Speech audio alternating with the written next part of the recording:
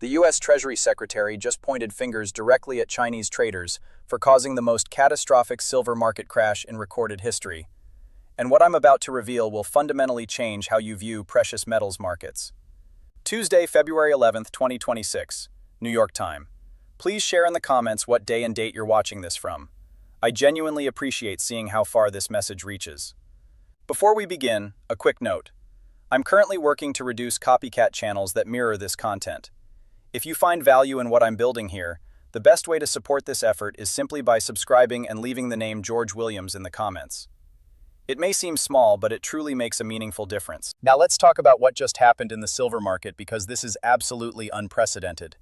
As I'm recording this, silver is trading at $84.72 per ounce, up nearly 5% today. But here's what you need to understand. Just 2 weeks ago, this same metal lost 50% of its value in a matter of days. 50%. Think about that for a moment. If you were holding $100,000 in silver positions, you watched half of that evaporate in the time it takes to binge watch a Netflix series. Let me take you back to where this all began because the story is absolutely wild.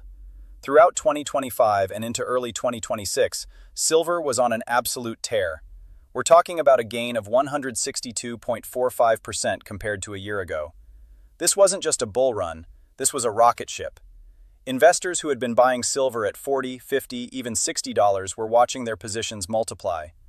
The metal that many had dismissed as gold's less exciting cousin was suddenly the star of the commodity show. By mid-January, something extraordinary happened. Silver didn't just rise, it exploded through the psychologically critical $100 barrier. For the first time in history, silver was trading above triple digits. Trading floors were buzzing, Reddit forums were going crazy. Everyone was talking about silver. The fundamentals seem to support it too.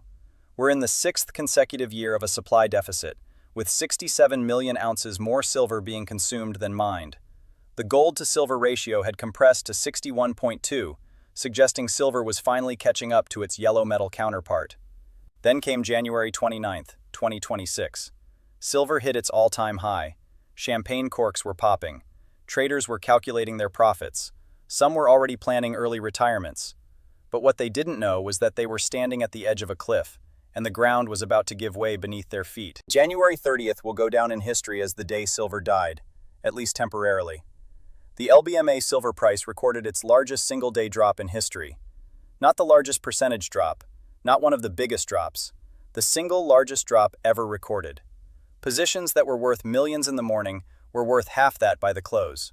Margin calls flooded in. Brokers were frantically trying to reach clients. Automated liquidation systems kicked in, dumping silver onto the market, which only accelerated the crash. Here's where it gets really interesting, and this is critical for you to understand. In the aftermath of this chaos, U.S. Treasury Secretary Scott Bessent came out publicly and made a statement that sent shockwaves through the financial world. He attributed these extreme swings to speculative activity, particularly from Chinese traders. Let me be clear about what this means. The U.S. Treasury Secretary doesn't just casually blame another country's traders for market chaos. This is a significant geopolitical statement that carries weight and implications far beyond the silver market itself. So why Chinese traders specifically? Here's what you need to understand about what was happening behind the scenes. Throughout the silver rally, there was massive speculative interest coming from China. We're not talking about Chinese institutional investors making careful, calculated plays. We're talking about highly leveraged retail and speculative traders using platforms that allowed them to control enormous positions with relatively small amounts of capital. Some of these traders were operating with leverage ratios that would make your head spin. 20-to-1, 30-to-1, even higher in some cases. The Chinese appetite for precious metals isn't new. There's a cultural affinity for gold and silver in China that goes back thousands of years. But what made this different was the timing and the leverage. With China's economy facing headwinds, property markets struggling, and capital controls limiting investment options, Chinese traders were looking for alternative opportunities. Silver, with its explosive momentum, became the perfect target. Now, let me break down what actually triggered the crash, because this is where it gets technical, but I promise to make it simple. The Chicago Mercantile Exchange, the CME, is the primary venue where silver futures are traded. They have something called margin requirements, which is essentially the amount of money you need to have in your account as collateral for your positions. Think of it like a security deposit. In mid-January, as silver was approaching and then breaking through $100, the CME made a decision. They increased the margin requirement from 11% to 15%. Now, that might not sound like much, just 4 percentage points, right? But here's the thing. When you're trading with massive leverage, a 4% increase in margin requirements can be devastating. Let me give you a concrete example. If you had a $1 million silver position with 11% margin, you needed $110,000 in your account. When that requirement jumped to 15%, you suddenly needed $150,000.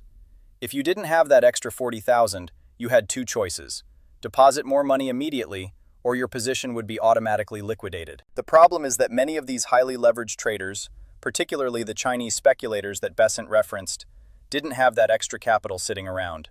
They were already maxed out, having poured everything they could into riding the silver wave higher. So what happened?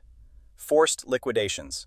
Thousands of positions were automatically closed out, dumping silver onto the market. And here's where it becomes a cascade.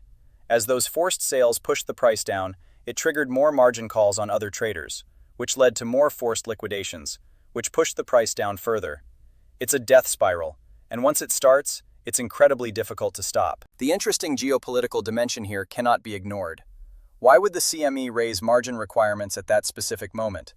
Some market observers suggest it was precisely because they saw the concentration of speculative Chinese money in the market and viewed it as a systemic risk.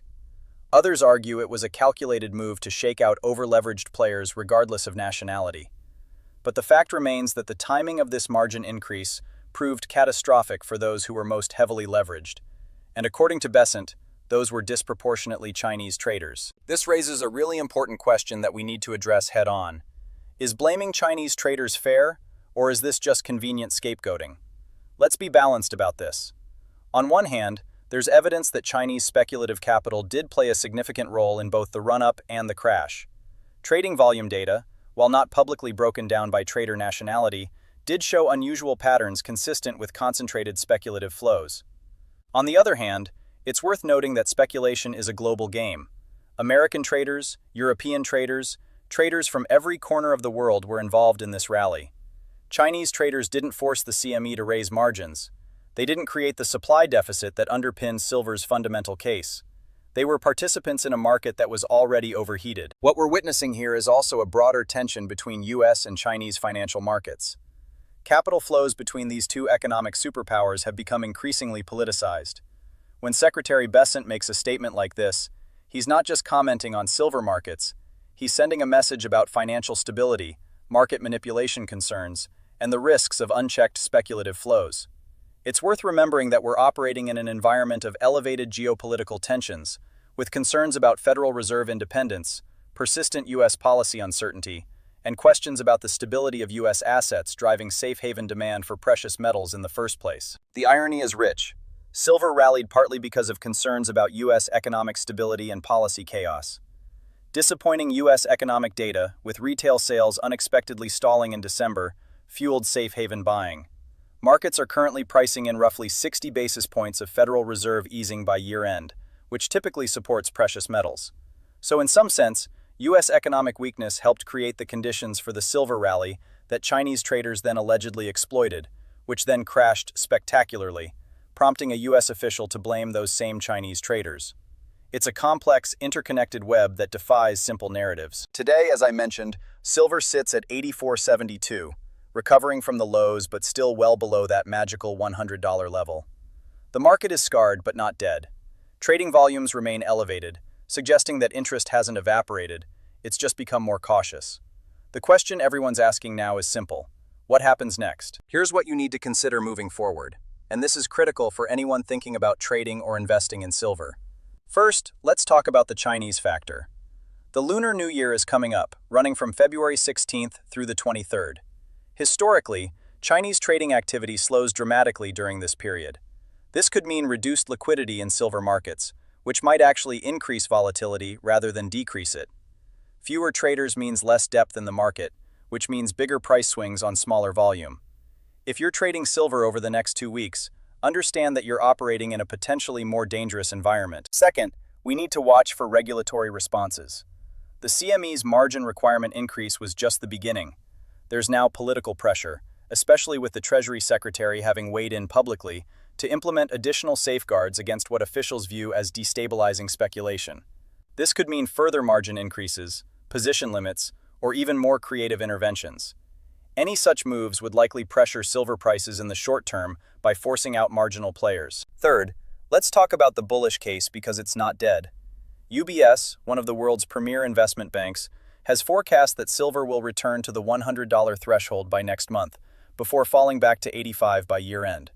That's significant because it suggests the fundamental case for higher silver prices remains intact despite the chaos.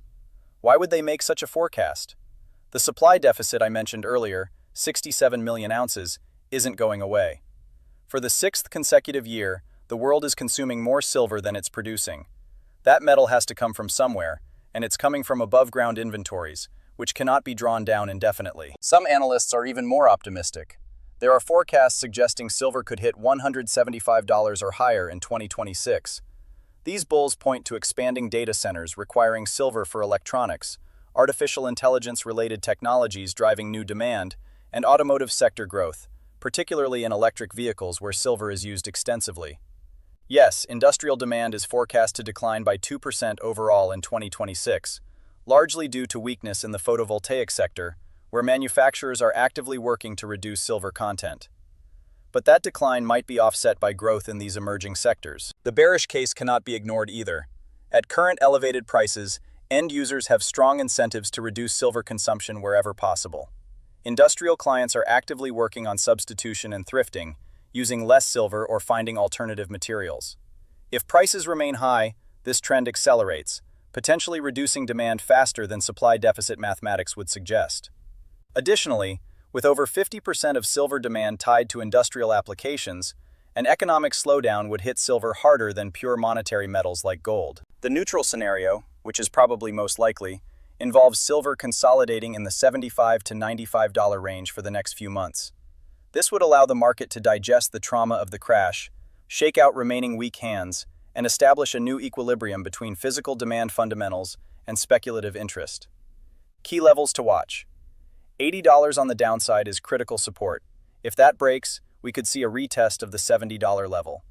On the upside, $95 is the gateway back to triple digits, but that's also where psychological resistance will be fierce, given the recent crash. Timing matters here. The next major catalyst will likely be economic data releases, particularly U.S. jobs numbers and inflation figures. If the data continues to disappoint, supporting the case for Fed rate cuts, that should benefit silver. The Fed meeting in March will be critical. If they signal dovish intentions consistent with the 60 basis points of easing markets are pricing in, precious metals could get a renewed bid. Conversely, if they push back against easing expectations, that could pressure silver significantly.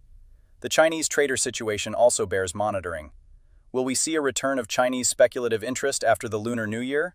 Or has this crash scared that money away permanently? My sense is that Chinese traders aren't gone. They're just wounded and cautious. As memories of the crash fade and if prices stabilize, that capital will likely return, though perhaps with less leverage this time. For those of you holding silver or considering positions, risk management is absolutely paramount right now. This is not the market for heroes. The volatility we've witnessed proves that silver can move violently in either direction with little warning. Position sizing should be conservative. Stop losses should be generous enough to avoid getting whipsawed, but tight enough to protect capital. And for the love of everything holy, do not use the kind of extreme leverage that got so many traders destroyed in late January. If you found this analysis valuable, I need you to do two things right now. First, smash that like button and subscribe to this channel because we'll be tracking silver's every move in the coming weeks and months. Second, drop a comment below sharing your thoughts. Do you think Secretary Bessent was right to blame Chinese traders, or is this scapegoating? Are you buying this dip or waiting for lower prices? I read every comment and your insights genuinely help shape future content. And remember, leave the name George Williams in your comment to support our fight against copycat channels. In our next video, I'll be diving deep into whether silver's recovery can sustain itself, or if we're looking at another leg down. We'll analyze the technical charts, talk to some industry insiders, and give you concrete levels to watch for your trading decisions. You're not going to want to miss it. Until then, trade safe, stay informed, and I'll see you in the next one.